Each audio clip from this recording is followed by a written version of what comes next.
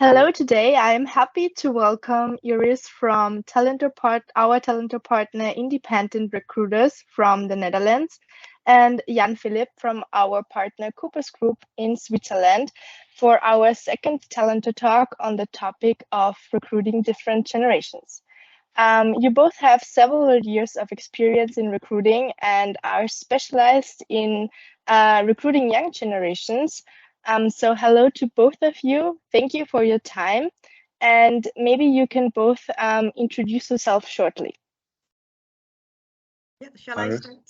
Please. Yeah, hi, I'm Iris from the Netherlands, working in Amsterdam. I've been working within recruitment for 6 years now, and mostly specialized within HR and recruitment positions. And as you mentioned, also for the more junior roles and younger generation that I'm responsible for. Okay, so my name is Jan Philipp, or better, the people know me as JP here. Jan Philipp is too long for them. I'm originally born in Freiburg in Germany, south of Germany, but I live here in Switzerland with my wife and my little daughter now more than 12 years. Based in Basel for the Coopers Group and responsible for specialist roles and C-level positions in the whole country. Yes, and I do have now more than 12 years experience in recruitment and dealing with all kind of generations, let's say. That is so great, and you have so much experience. We can hopefully get some insights today. And when we talk about the different generations in the labor market at the moment, we are talking about baby boomers, the generation that is soon to retire within the next 5 to 10 years. Then also Gen X, the generation that's kind of a little in between, and also Gen Y, known as millennials, and Gen Z, the last two representing the new generations, known as the digital natives, that have been entering or are entering the labor market at the moment. And those two last are seen as quite different to the generations before them, and also discussed a lot lately. And you're both also recruiting the new generations and belonging to Gen Y yourself. So what are your most significant impressions on the difference between those four generations that are currently represented on the labor market? So maybe, the biggest difference for me is where do they come from, and the influence from the former generations as well. So when we think now about the baby boomer generation, so my parents, they came after the Second World War. They lived to work hard and to build something up, right? Then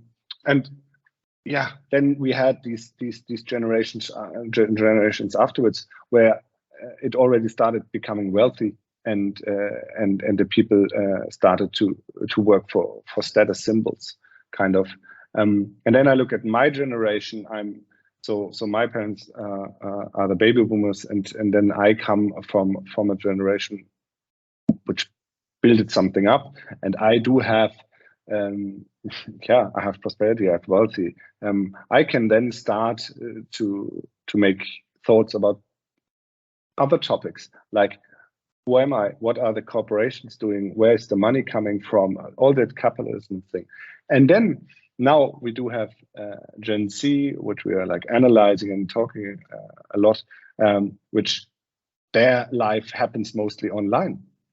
And I do remember my first cell phone, which was just for calling. Now the cell phone has a totally different topic. Now it's like for getting media, creating information. And that is for me totally interesting. Why we are dealing with all these generations currently. So I'm still recruiting baby boomers and bring them together with Gen Z, right? Because my clients are mostly baby boomer time, and the candidates we are finding are Gen Z. And that's for me most impressive in our work, what I like. And I think what you've seen, the the last few years, and COVID has changed up that process, is that the world is getting a lot smaller. For instance, we are now talking with 3 different countries, different time zones, and yeah, that's all very normal. And the younger generation, myself included, is more focused on work-life balance, purpose of your work, what am I doing, what am I contributing to. So I think that has changed as well a lot with the younger generations now. Yes, you're right. And Jan Philip, although I am Gen Z, my first cell phone was also one just for phoning and nothing else. So, But maybe due to the fact that your parents were worried, right, and that they gave you a cell phone which is just for making calls. But Iris and me, we did not have any possibility. I mean, they were they were bigger than our laptops, and they were heavier than our laptops, and yeah, so. And the connection was really bad. I do remember that. Yeah. that's true. And when you hit the internet button, it was like going to Panic. hell. It took Yeah. a while to just upload the site, right? Yeah. So today we want to focus a little bit on the topic of how to recruit young generations, mainly Gen Y and Gen Z. And Iris, you are recruiting mainly junior positions of 0 to 2 years. So mainly candidates from Gen Z now. How do you get in contact with that generation best, and what are your experience addressing them on different channels?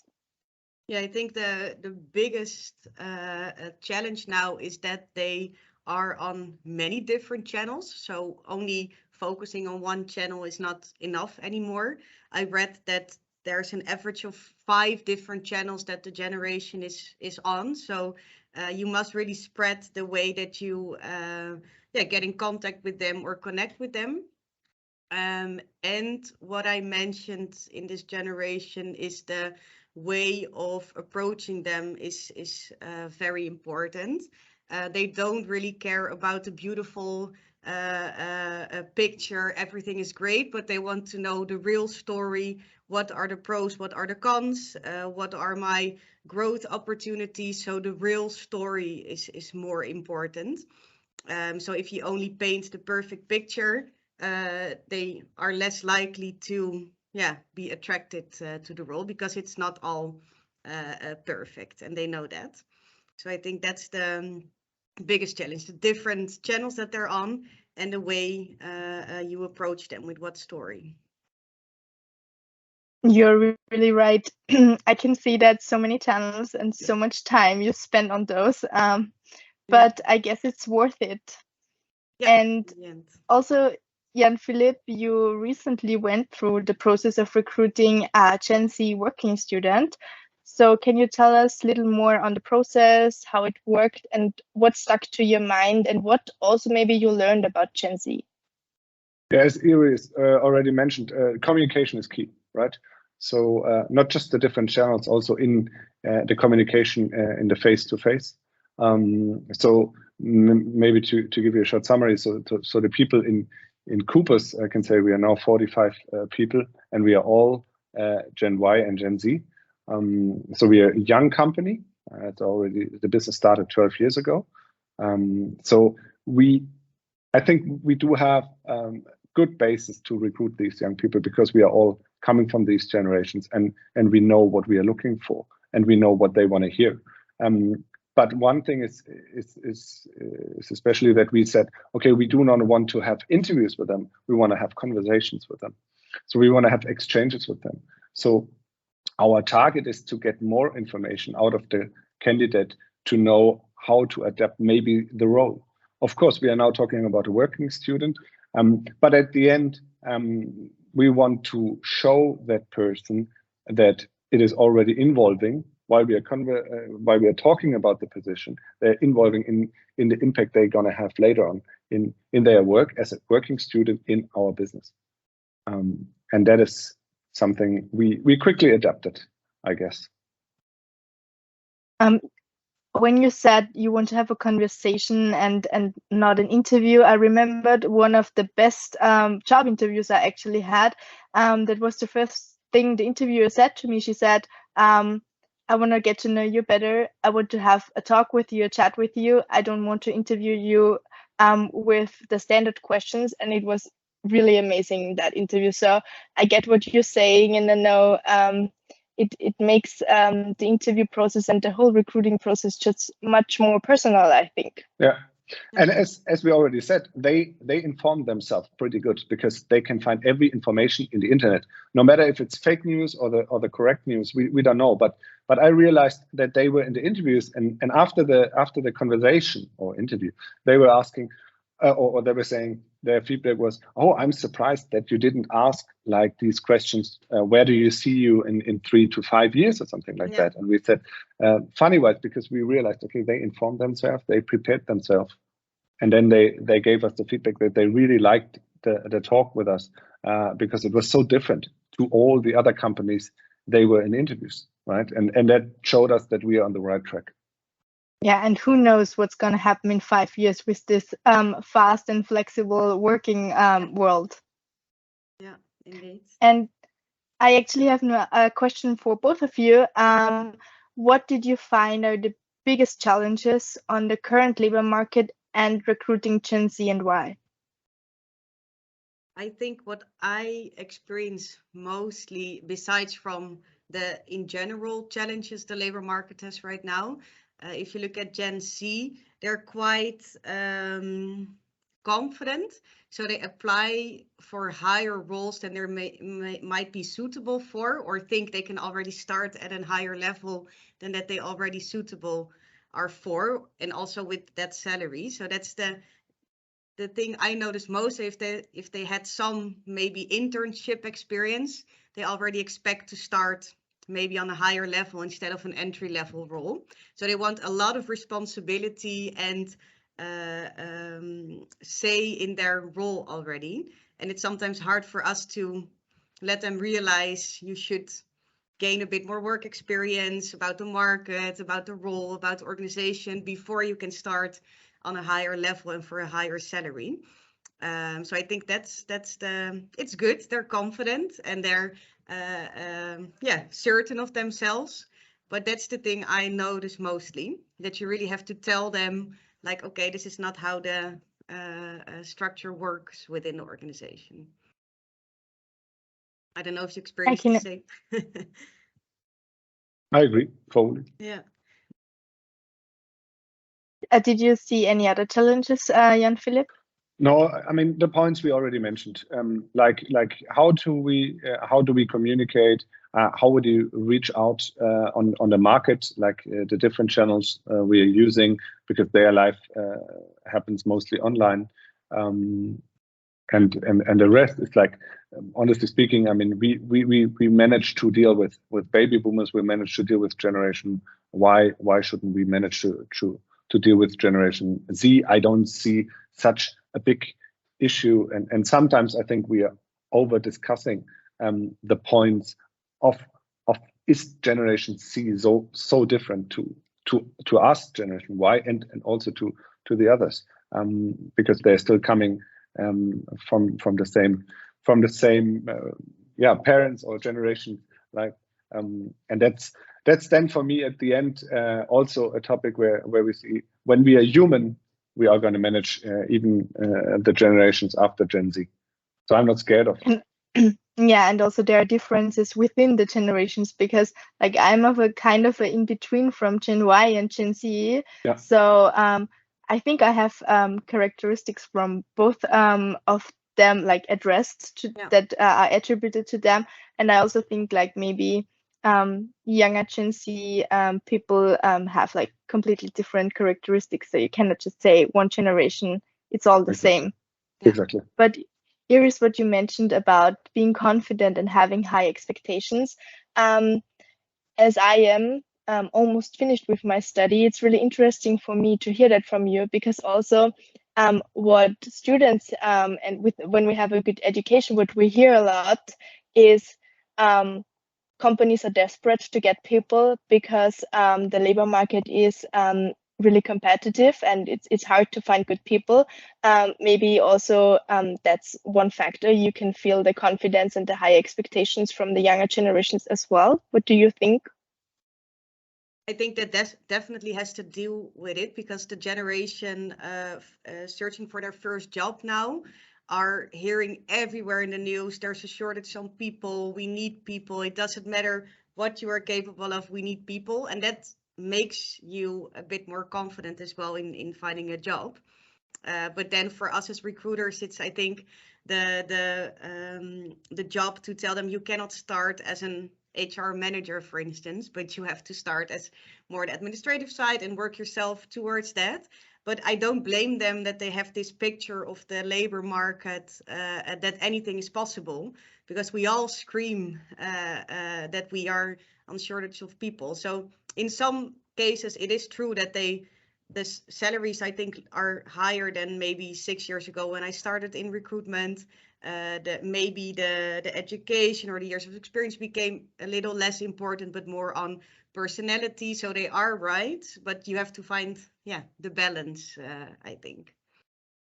And then we That's also true. have to say that it's economies kind of influencing this topic, right? That the labor market is as it is currently, and that we do have the problem, because in the specialist sector we do have the same issue, and of course they know their value, and of course they're negotiating harder, and they do get different offers, and then they can choose from whatever company they want to go. That's the same, and that's at the end, now we see it again, influencing the younger generation, because they hear it or they read it online. And that's so same about that horrible war we have currently, which is influencing the labor market. And at the end, Gen Z can now maybe negotiate a little bit more in the price. But who knows what is going to happen end of 2023, right? Yeah. Yeah, you're right. And also with like people, the environment and the generations a little bit changing. Also the recruiting process is evolving and needs to be more flexible. Jan-Philipp, you have more than 15 years of experience in recruiting. Can you tell us your impressions of what has changed during that time in terms of the whole recruiting process, from like sourcing to onboarding? One thing we said is a little bit switching from interview to more having conversations, but we do that as well with candidates from other generations, and we realized that it works pretty well, and we get positive feedbacks.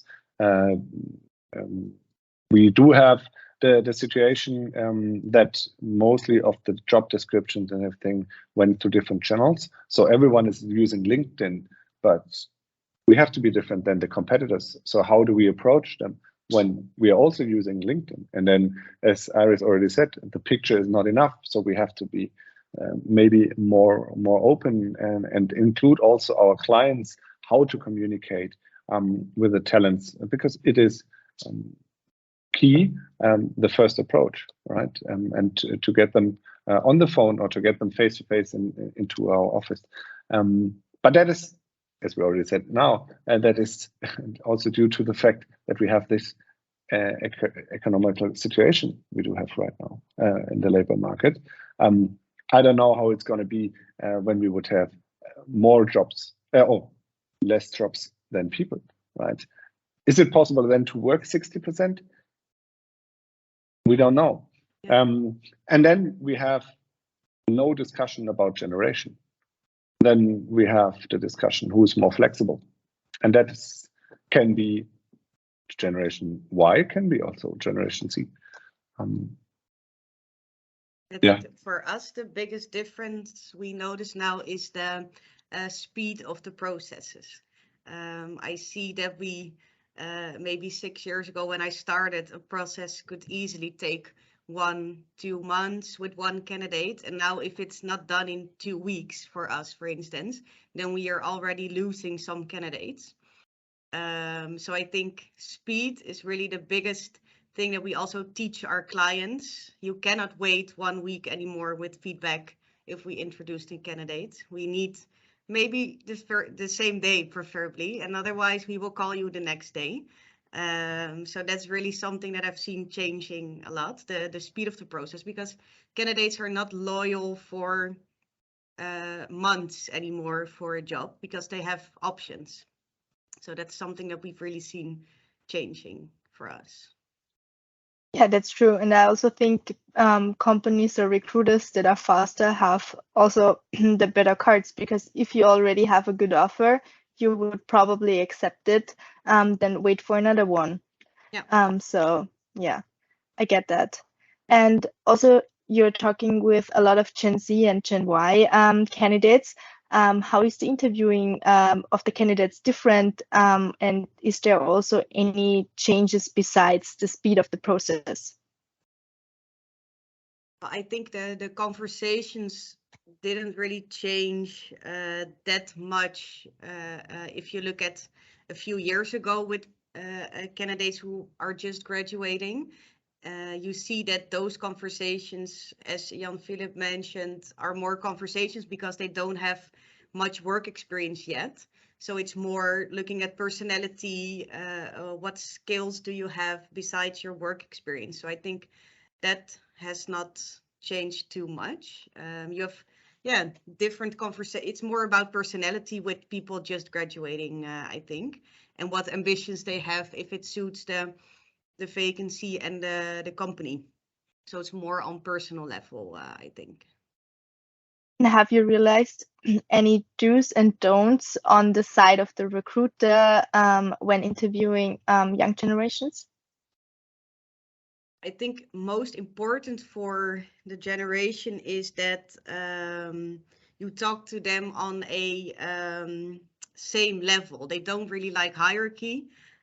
So if you are like, I'm working for ages in the industry and I'm going to tell you what you have to do, I think then you will lose them. But if you are just on the same level as an interviewer or as a conversational partner, I think that's most important, and not teach them a lesson or something, but really see them as a serious candidate and a serious colleague as well. I think that's very important for them. And do you both think it's easier for you to contact and interview younger generations because you belong to the younger generation as well? No, I don't think so. For me, No. our job is to consult, no matter if it's baby boomer or Gen Z. Our job is also to bring them together on a professional way, to do this job as best as we can. And therefore, we need to be flexible on the one hand, but also to teach them how to behave, maybe, and to do it in the right way to get not just the job they want, but also to get the candidate they want. And this is for us. Of course, the more generation we have in the labor market, the more complex it gets. But on the other hand, we are doing and dealing with these generation every day. And therefore, that's why we get paid for at the end, right? And that's why we love, on the other hand, our job, because I really enjoy having conversation with a baby boomer and then afterwards a call with people from the Gen Z, and then realizing that they might fit, right? And then bring them together. And that's why I like that job. And also they can learn from each other and profit. Yeah. And maybe it's a bit more the other way around, that if I have to interview a baby boomer and tell them they're not suitable for the job, they find it a bit more difficult coming from a younger generation. That's what I've noticed at the beginning. Now I have a bit more experience and I can give them the feeling that I know what I'm talking about. But maybe in my first years, it was more difficult for me to do senior positions, recruiting in senior positions, because they see me as the young generation and what does she know. So I think it's more the other way around than than that the candidate and the interviewer are, if they are more apart, and it's more difficult. Yeah, and what we don't want to hear. I mean, we are getting older, and we are realizing that there are other generation coming after us, right? And that they're different than our generation. Yeah. And I think the baby boomers, as I just said, they are also realizing that they are now maybe at the end of their working period, and that they have still to adapt, and they are struggling. I mean, people with 50 or 55-year-old who are willing to work, finding jobs is really difficult, because they have a lot of experiences and they are competing against Gen Z, who might have no work experience at all, but the clients want to hire them, and that is difficult, right? And there I see also our role in the job, that we help these baby boomer 55 or older to still find a profession they love to do it until the end they can, right? And not just helping Gen Z. So to consult the client and tell them, okay, which one is the better, and what do they pay, or what do they get for paying, what salary at the end it meant. And that is for me also the difference, right? Yeah, and sometimes it's I heard it's harder when you have like a lot of work experience, a lot of companies you already experience, have your ways of working. It's harder to adapt into a new company than you have no experience and adapting to your first job, your first company, because you don't have any like expectations or processes in your mind already. Yeah, true. Yeah. Do I want to hire experience, or do I want to hire someone I can build to how I want him or her? Yeah, that's true. It's so great to get to know your insights and also see your experiences. And there are actually two more things I would like to know from your perspective and also your personal experience. What do you think will happen within the next years? Like, which major challenges and trends will come across our ways in recruiting? I think the biggest challenge is that we're not all at the office together at the same time. I think that really gives new perspectives on the type of work we do and the type of roles you have. So I think that's a very big challenge in working together from a distance, that we still are, well, most of the people are quite new in. Some international companies are used to it already, but I think for us, that's the biggest challenge. And the world, but it's also an opportunity. As I said before, the world is getting smaller and smaller. Yeah, you are working from the complete opposite side of the world and still can make it happen. So I think it's a big challenge, but also a very big opportunity for the coming years. I totally agree. It is so, maybe it was due to Corona as well, or to COVID, that the working space and how do we work changed so quickly in such a short amount of time. And at the end, it doesn't matter which generation it was, but now it is like it is. And we as employer have to adapt. The candidates have to adapt. And it opens the way of working.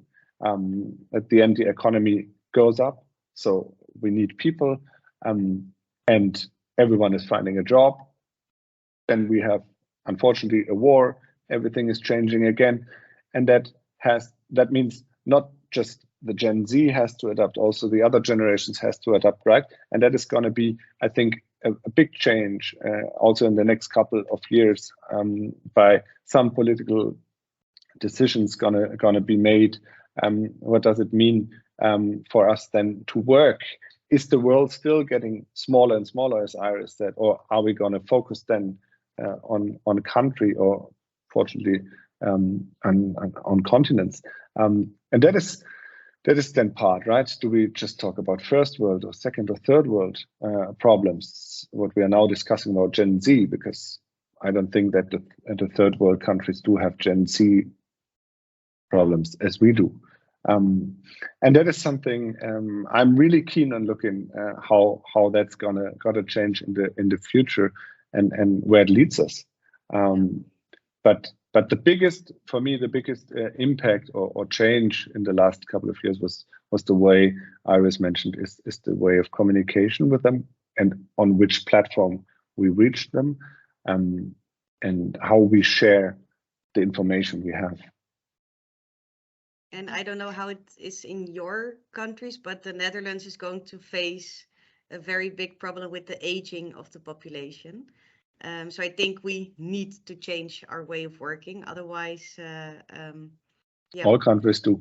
Yeah. So I think that's one of, I heard at a network event that in 2041, the Netherlands is at their peak of a shortage on people. So we're only just at the beginning of the peak in shortage of people. So we have a big challenge. Yeah, I see it like working from South Korea now. We came in touch with some HR professionals here, and we saw that they also have the same challenges than we experience in Europe, but maybe a little late. And also some trends are coming like just a few years behind. For example, like women in leadership positions is still just common in international companies, and also they face the problem of aging really much. So it's kind of different across the world, but also the challenges and trends are somewhat similar on the other hand. So that's really interesting just to get to know those insights.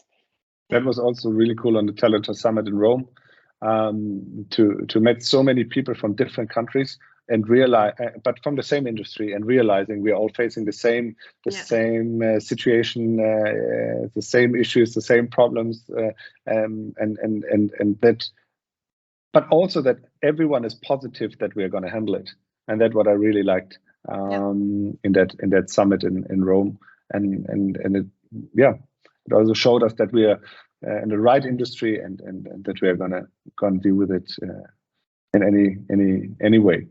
Yeah, we have to. Yeah, we have to, maybe. That's true.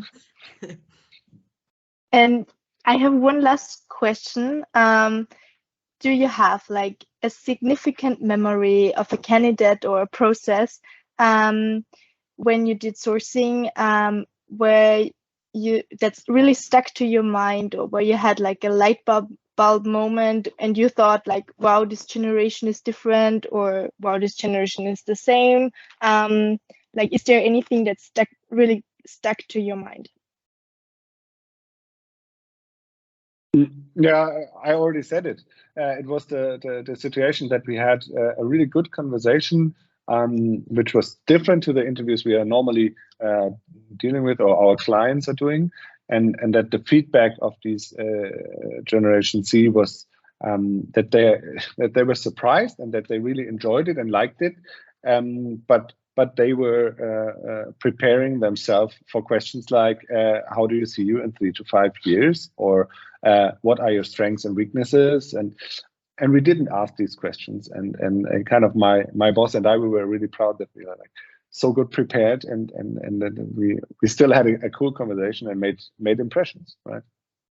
I've not one moment, but I agree with Jan Philippe that there has been a point that I had to educate my clients. Like, it's not, you have to convince them why you want them to work for you, instead of the other way around. Back in the days, the candidate really has to convince the company, why should you hire me? And it's now almost the other way around, that the company should sell itself instead of the candidate. And I think that's really, it has been a turning point. And it's not only because of Gen Z, but it's really in the labor market in general. But I think that's really something of the last few years that still some companies need to realize.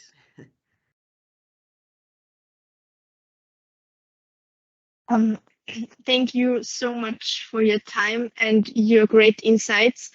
For the end or the last statement, what is your biggest tip for the young generation coming to the labor market right now?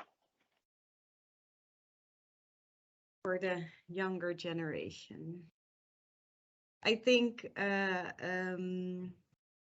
a broader view. So maybe have different conversations, not go for the first thing that comes across, but really have those conversations with different type of organizations, different type of people to really find out what suits me best, instead of going for the biggest names or the biggest salary or yeah, I think that maybe have more conversations than one. Yeah, choose wisely, right? And make the experiences and be always open also, and be aware that they are Gen Z, but also sitting maybe in face to face to another generation, and that they are thinking different. But at the end, I'm not worried that they won't fit into the labor market, because there are so many options currently to find a job, and they can really choose and take their time to choose wisely. And that's like Iris said, that's what I would recommend as well. And in the end, we can all profit from each other's knowledge and views and thinking. So it doesn't matter from which generation we are. Yeah, exactly. Definitely. So thank you so much